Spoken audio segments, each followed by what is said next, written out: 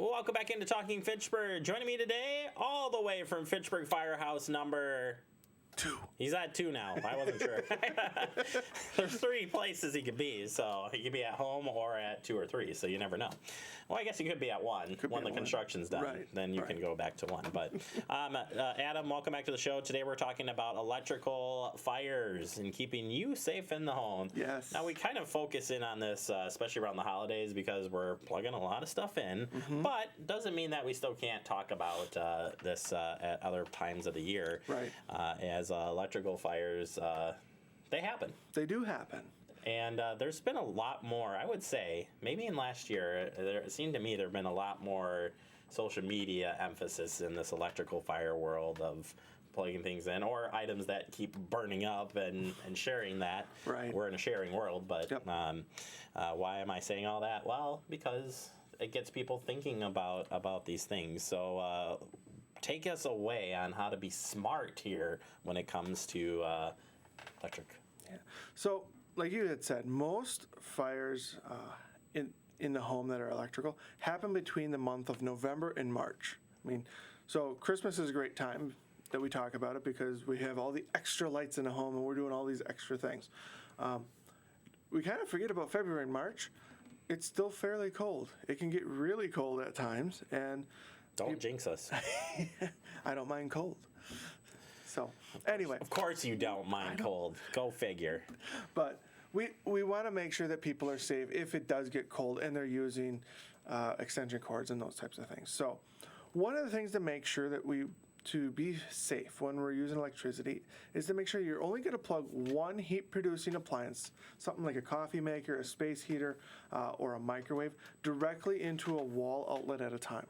Only put one in there, because if you put 2, it can overload the circuit and you'll pop a circuit and then you'll wonder why everything doesn't work, which is not fun. Wait till I tell you the electrical story I just went through. Oh, boy. But I'm going to wait. Okay. I'm going to let you finish here with a few guiding tips. Okay. We talked about this actually during the winter time about the space heater stuff and why you shouldn't plug a why you need to plug it directly into the wall. Can you just remind our viewers what happens? Sure. So the extension cord, if you don't plug a space heater directly to an outlet, the extension cord that it's plugged into can get extremely hot. It can melt the insulation around the individual wires inside of the extension cord, and then the wires can touch, which would arc and potentially have a fire and eventually melt the exterior of the extension cord, and then now you have exposed wires. And that's a problem. That is a big problem. Also in the electrical world of things, since you just talked about exposure to wires, we tend to be in the fix and save world, although things seem to be more like buy it and throw it away because it doesn't last forever. But those folks who are trying to keep these things pieced together, you're really actually exposing yourself to more risk when you're fixing this, because although you think you're certified, and for you certified electricians, fine, but what are we really posting ourselves in danger when we got nicks and tears on these wires? Right. And that's one of the things that I will even admit that I have recently started to look at the extension cords that I have, and I'm going, wow, I'm going to have to replace all of these because, right, you wrap the electrical tape around it to get you through the job so you can go out and buy the extension cord that you need when you need it. No, you wrap it around and then you put it away and I'll get you next time, and then you grab it next time and you plug it in. You're like, oh yeah, well I'll get it next time. Or you go to the store and you haven't bought extension cords for how long, and you're going, I got to pay $25 for a 25-foot extension cord. Are you serious? No, I'll use what I have. That's not the safe way to go. You are much better, much safer to check them. If they're cracked, damaged, replace them. Don't try to repair them. It just makes it safer for you and everybody else in your home. All right. Well, following these quick and easy steps here for outlet safety, what do we got here? You've kind of touched on a few of them about the overloads, but I like the second one. Insert plugs fully into socket. Yeah. So we don't, like we talked about before, we don't want to plug multiple heat-producing items into one outlet, right? If you're going to use more than one item, or more than one item needs to be plugged into an outlet, use a power strip. That's a huge thing. Use a power strip. They're meant to do that, right? like you said there, insert the plug fully into the socket. You don't want to just push it in and go, oh, yeah, okay, it's good enough.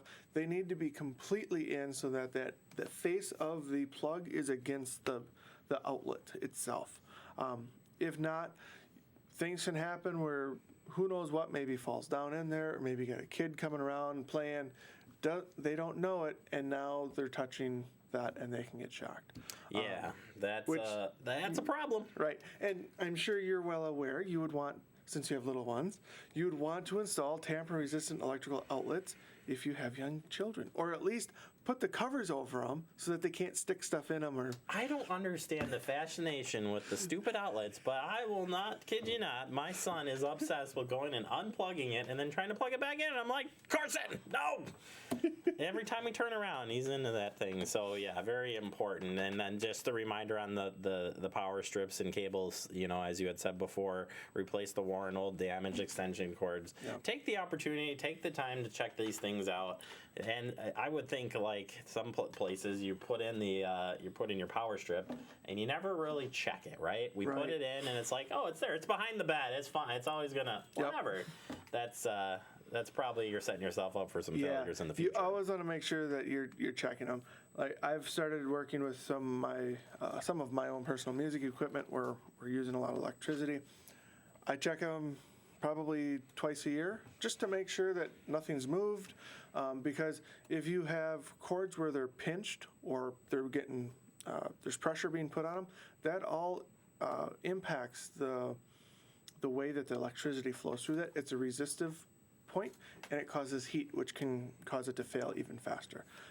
Also, never put them under a rug or a carpet, because people are going to walk over that, and that movement, that crushing, will break down the insulation. You'll have issues sooner. Yeah, I can take that from here because we do have to cover our cables here quite a bit, and people walk over them and do it. So we try here, at least at the city, to try to make sure we replace that stuff when we can. Adam, thank you so much for the tips here today. Appreciate the time as always. We'll talk about appliance. That's got its own. We had that on the books here to do that today, but we'll get you out on that next time. And tell everybody hi. Stay safe out there. Thanks. You too. You too. All right. It's Adam Dorn, Fitchburg Fire Rescue. We'll take a quick break. You are watching Talking Fitchburg.